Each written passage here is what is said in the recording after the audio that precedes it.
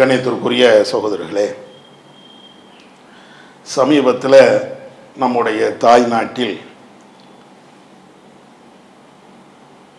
India முழுவதுமே மிகப்பெரிய ஒரு பிரச்சனை, ஒரு கொந்தளிப்பு ஏற்பட்டு இருப்பதை பார்க்கலாம். என்ன பிரச்சனை என்றால், கொல்கத்தாவிலே சமீபத்தில் ஒரு மருத்துவ பெண்மணி கற்பழிக்கப்பட்டு கொலை செய்யப்பட்ட விவகாரம். அதுக்கு அடுத்து மகாராஷ்டிரத்தில் ஏறத்தாழ ஒரு 10 அல்லது 12 வயசு அது போன்ற உள்ள ஒரு சிறுமி கடுமையாக அவங்களும் பாலியல் வன்முறைக்கு ஆளாக்கப்பட்டு கொலை செய்யப்பட்ட விவகாரம்.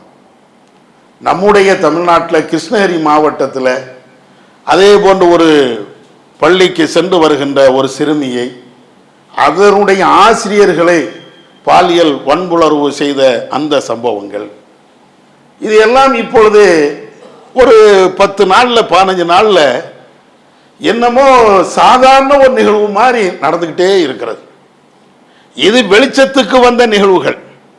வெளிச்சத்துக்கு வராத இது போன்ற பாலியல் வன்புணர்வுகள் என்பது கொஞ்ச நெஞ்சம் என்று சொல்லிவிட முடியாது. கண்ணை சிமிட்டி திறப்பதற்கு முன்னால் ஏகப்பட்ட தீமைகள், இது போன்ற ஒழுக்க ரீதியான பிரச்சனைகள் நடந்துகிட்டே இருக்கிறது. இது ஏதோ போன மாசம், இந்த மாசம் அல்லது போன வாரம் நடக்கக்கூடிய ஒரு நிகழ்வு என்று நாம நினைத்தால் அதுவும் தவறு. ஏன்னா இந்தியாவை பொறுத்த மட்டில் நிறைய சம்பவங்கள் இப்படி நடந்துகிட்டே இருக்கிறது. 1-2 சம்பவம் மட்டும் இல்லை.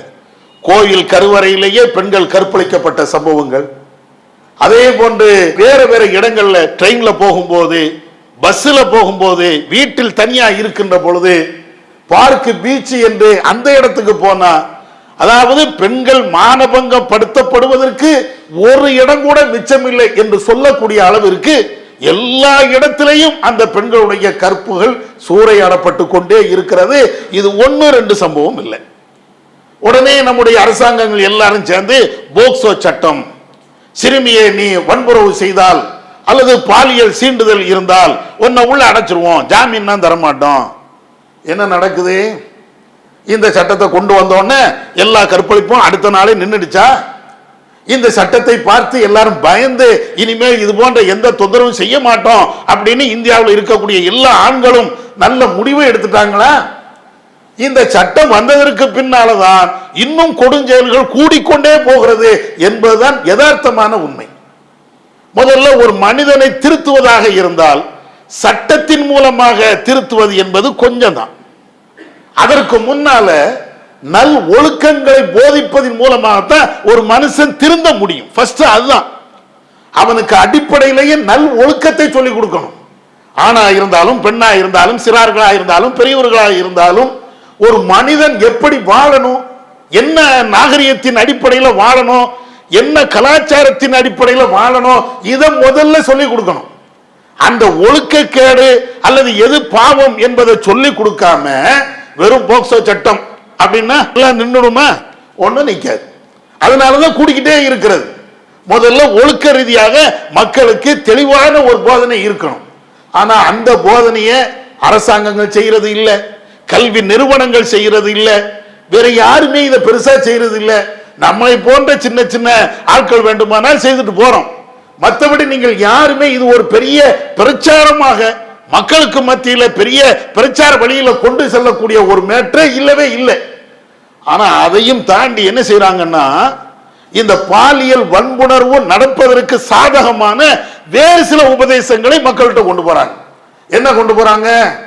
ஓரினை சேர்க்கை, ஆணும் கல்யாணம் பண்ணணுமா, பண்ணிட்டு போ. பெண்ணும் கல்யாணம் பண்ணணுமா, பண்ணிட்டு போ.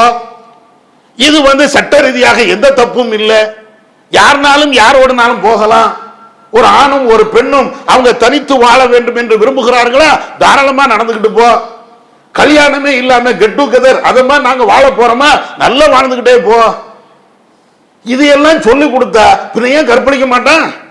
எதை சொல்கிறோம், எதை பிரச்சாரமாக கொண்டு போகிறோம், அதுதான் மிக முக்கியமான ஒரு விஷயம் இல்லையா? நாட்டு மக்களுக்கு நம்ம எதை சொல்லணுமோ அதையெல்லாம் சொல்லணும். அவன் மிக மோசமாக நடப்பதற்கு என்னென்ன வழிமுறைகள் இருக்குதோ எல்லாம் சட்டத்தின் அடிப்படையில் இது சரியில்லை, அது சரி, இது சரி என்று இப்படியே சொன்ன அதனுடைய விளைவுதான் இது. தீமைகளை தீமைகளாக மக்களிடத்தில் சொல்லாமல் அதை நன்மை என்பது போல மக்கள்கிட்ட காட்டியாச்சுன்னா சரிப்பா செஞ்சுட்டு போவோம்ப்பா, இதுல என்ன பிரச்சனை? அதனாலதான் இந்த தீமை ஒழிய மாட்டேங்குது, கூடிக்கிட்டே போறதுக்கு. அதுதான் காரணம். இதுல இன்னும் கொடுமை என்ன தெரியுமா? சமீபத்தில் ஒரு மாநிலத்தில் ஒரு பெண்ணு கற்பழிக்கப்பட்டா, மானபங்கப்படுத்தப்பட்டாச்சு. அந்த வழக்கு கோர்ட்டுக்கு போகுது. கோர்ட்டில் உள்ள நீதிபதிகள் சொல்றாங்க, நீ ஒழுக்கமா நடக்கணும். யார? அந்த பொம்பளைய நீ ஒழுக்கமா நடக்கணும். நீ உன்னுடைய கற்பை நீ தான் பாதுகாத்துக்கணும், உன்னுடைய இச்சையை தனித்து கொள்ளணும் அப்படிங்கிற மாதிரி அந்த பெண்ணுக்கு உபதேசம். எப்ப மானபங்கப்படுத்துறதுங்கிறது அந்த பெண்ணு என்ன செய்வா? அந்த பெண்ணை பாதிக்கப்பட்டு வந்திருக்கிறா. கடைசி எவன் மானபங்கப்படுத்தினானோ அவன் வெளியே விட்டாச்சு. நீ வெளியே போ, உனக்கு எல்லாமே ஜெயில் தான் கிடையாது அப்படின்னா, அப்ப இதெல்லாம் நாடு எங்க போகுது நீங்க பாருங்க. இது சாதாரணமா ஒரு கோர்ட்டுடைய தீர்ப்பு, ஒரு நீதிமன்றத்தினுடைய தீர்ப்பு, நீதிபதியுடைய கருத்து அப்படின்னு மட்டும் இதை பார்க்க இயலாது. இதுதான் பிரச்சாரமாக இன்னைக்கு சமூக வலைதளங்கள்ல இருக்கிறது. இந்த நீதிமன்றம் கூறிய வார்த்தைகள், இந்த நீதிபதி கூறிய வார்த்தைகள் அப்படின்னு இந்த மானபங்க சம்பந்தமாக இந்த வார்த்தைகள் பிரச்சாரமா போகுது. எது போக வேண்டுமோ அது போகாம எது தீமையாக இருக்கிறதோ அது மக்கள்கிட்ட போகுது. அதனாலதான் இது போன்ற பிரச்சனைகளுக்கு தீர்வு இல்லாம ஒவ்வொரு நாளும் கூடிக்கிட்டே இருக்கிறது. மானபங்க பிரச்சனைகள், பெண்கள் பாலியல் துன்புறுத்துதல், 2 வயசு பிள்ளைய கூட விட்டு வைக்கல. எவ்வளவு பெரிய கொடுமை நீங்க பாருங்க. 2 வயசு பிள்ளை பார்க்கும் போது இந்த சிந்தனையே வருமா? குழந்தையை எடுத்தால் அந்த குழந்தையை கொஞ்சுகின்ற மனசுதான் வரும், மனுஷனா இருந்தா. ஆனா அந்த குழந்தையை கூட வேற பார்வையில் பார்க்கக்கூடிய அளவிற்கு நம்ம நாடு சென்று கொண்டு இருக்கிறது என்றால் இதற்கு தண்டனை மட்டும் தீர்வாக அமையாது. அதையும் தாண்டி ஒழுக்க ரீதியான பிரச்சாரங்கள், வெகுஜன மக்களுக்கு மத்தியில் உள்ள பிரச்சாரங்கள் மிக தீவிரமாக அது கடைபிடிக்கப்பட்டால் எல்லா மக்களிடத்திலையும் இந்த பிரச்சாரத்தை கொண்டு சேர்த்தாதான் ஓரளவுக்கு மனுஷன் வெட்கப்பட்டாவது இது போன்ற தீமையில இருந்து விலகுவான். அதை விட்டுட்டு எதிர்மறையான பிரச்சாரங்கள் கொண்டு போனால் நீ யாரோடு சேர்ந்து வாழலாம், எப்படினாலும் வாழலாம், உன்னுடைய கலாச்சார பத்தி நீ கவலைப்பட தேவையில்லை, இதெல்லாம் அவருடைய உரிமை, இவருடைய உரிமை என்று தத்துவம் பேசிக்கொண்டே இருந்தால் இது போன்ற தீமைகளை ஒழிக்க முடியாது என்பதை இஸ்லாமும் நமக்கு சொல்லித் தருகிறது, உலக நடைமுறைகளும் சொல்லித் தருகிறது. நம்மால் இயன்றது இது போன்ற பிரச்சாரங்களை, அநியாயத்துக்கு எதிரான பிரச்சாரங்களை கையில் எடுப்போம், எல்லா மக்களிடத்திலும் கொண்டு சேர்ப்போம். வல்லல்லாஹ் அல்லாஹ் நம் அனைவருக்கும் அருள் செய்வானாக. வாஹிதாவானா அல்ஹம்துலில்லாஹி ரப்பில் ஆலமீன். இஸ்லாம் மற்றும் சமுதாய செய்திகளை அறிந்து கொள்ள தமிழ்நாடு தௌஹீத் ஜமாஅத் யூடியூப் பக்கத்தை உடனடியாக சப்ஸ்கிரைப் செய்து கொள்ளுங்கள். மேலும் பெல் பட்டனையும் கிளிக் செய்து கொள்ளுங்கள்.